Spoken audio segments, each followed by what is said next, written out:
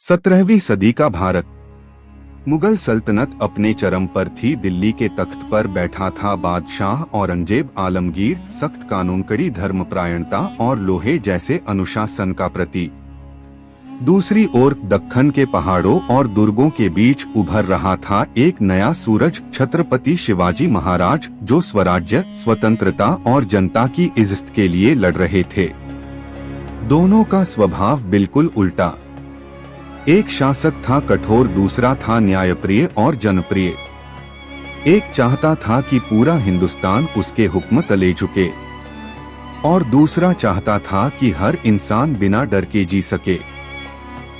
उनकी यह कहानी सिर्फ इतिहास नहीं, सम्मान, नीति, बुद्धिमानी और सच्चाई की एक चमकती मिसाल है। दिल्ली का शाही दरबार लगा था। औरंगजेब के सामने उसके वजीर, सूबेदार और अमीर खड़े थे। मुगल फौजें जगह जगह विद्रोह दबा रही थीं, लेकिन दक्कन ही बादशाह के लिए सबसे बड़ी परेशानी था। वजीर ने कहा, जहां पनाह, दक्कन में एक मराठा सरदार तेजी से बढ़ रहा है। उसका नाम शिवाजी है। वह छोटे किलों पर कब्जा करके बड़ी फौजों को भी मात दे देता है। औरंगजेब ने ठंडी आवाज में कहा, एक छोटे सरदार की मजाल की बादशाह की सल्तनत को चुनौती दे, उसे सबक सिखाना ही पड़ेगा। लेकिन औरंगजेब नहीं जानता था कि शिवाजी कोई साधारण योद्धा नहीं। वह एक रणनीतिकार, नीति विशारद, जनरक्षक और धर्म सम्मान के लिए जीने मरने वाला राजा था। दूसरी तरफ पहाड़ियों के बीच रायगढ़ का किला। शिवाजी महाराज अपने सैनिकों के साथ जनता की समस्याएं सुन रहे थे। एक बुजुर्ग महिला आई और कहने लगी, महाराज, आपके राज में पहली बार हमें अपनी इज्जत की सुरक्षा महसूस होती है। मुगल सिपाहियों से डर लगता था, लेकिन आपकी सेना हमें बहन बेटी समझती है। शिवाजी ने मुस्कुराकर कहा, राजा वही है जो अपनी जनता की रक्षा करे, धर्म की नहीं, जाति की नहीं, बल्कि इंसान की रक्षा करे। यह वह सीख थी जिसने मराठा साम्राज्य को जनता के दिल में बसा दिया।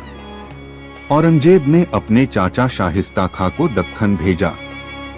हजारों सैनिकों के साथ उसने पुणे पर कब्जा कर लिया। यह खबर शिवाजी तक पहुंची।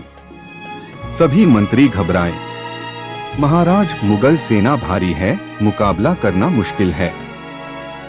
शिवाजी हंसे, युद्ध जीतने के लिए संख्या नहीं, दिमाग चाहिए।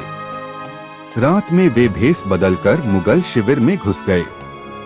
इस घटना में शिवाजी ने शाहिस्ता खां पर तेज हमला किया और उसकी उंगलियां कट गईं। पूरा मुगल लश्कर दहशत में आ गया। औरंगजेब को खबर मिली तो वह हैरान रह गया। यह मराठा नेता सिर्फ बहादुर नहीं, चालाक भी है। शिवाजी के विश्वसनीय सरदार तानाजी मालुसरे को सिंहगढ़ का किला जीतने का आदेश मिला। फौज कम थी, किला ऊंचा था, दुश्मन ताकतवर था। लेकिन तानाजी ने कहा, महाराज, पहले कर्तव्य, बाद में परिवार। मेरी पत्नी की आंखों में आंसू बाद में पोंछ लूंगा, पर अभी किले की जरूरत है। चांदनी रात में तानाजी अपने सैनिकों के साथ किले पर चढ़े। भयंकर युद्ध हुआ। तानाजी वीरगति को प्राप्त हुए, लेकिन किला जीत लिया गया। शिवाजी को खबर मिली तो उन्होंने कहा, किला तो जीता, पर सिंह खो दिया। यह घटना शिवाजी की सैनिकों के प्रति प्रेम और सम्मान दिखाती है। शिवाजी की बढ़ती ताकत देखकर औरंगजेब वाकई परेशान हो गया। उसने राजनैतिक चाल चली।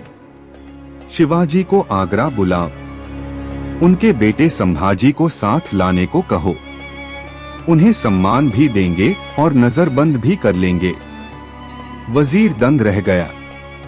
जहां पनाह, एक तरफ इज्जत देंगे और दूसरी तरफ कैद। औरंगजेब बोला, राजनीति में दोस्ती भी हथियार है और दगा भी हथियार।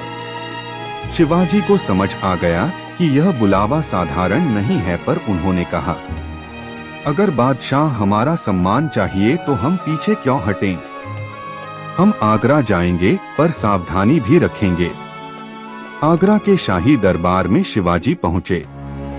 लाखों लोगों की भीड़ जमा थी। शिवाजी सरल वेशभूषा में थे, पर उनकी आंखों में तेज ऐसी चमकता था कि दरबारियों की नजरें झुक जाती थीं। औरंगजेब ने शिवाजी का स्वागत किया, लेकिन योजनाबद्ध तरीके से उन्हें तीसरी पंक्ति यानी छोटे सरदारों के बीच खड़ा कर दिया। शिवाजी भड़क गए। उन्होंने कहा, अगर सम्मान बुलाया था तो सम्मान दीजिए, अगर अपमान करना था तो दक्खन में ही कर लेते, हम यहाँ क्यों आते? दरबार में सन्नाटा छा गया। औरंगजेब ने सैनिकों को इशारा किया और शिवाजी व उनके पुत्र संभाजी को नजरबंद कर दिया गया। शिवाजी पर निगरानी बढ़ा दी गई। उनके लिए फल और मिठाई भिजवाई जाती थी, लेकिन शिवाजी हर चीज को रणनीति में बदलने वाले व्यक्ति थे। उन्होंने बड़े बड़े टोकरों में मिठाई बांटने का बहाना बनाया और असल में उन्हीं टोकरों में कपड़े, रस्सियां और हथियार छिपाकर बाहर पहुंचाने लगे। धीरे धीरे पहरेदार विश्वास में आ गए। एक दिन शिवाजी और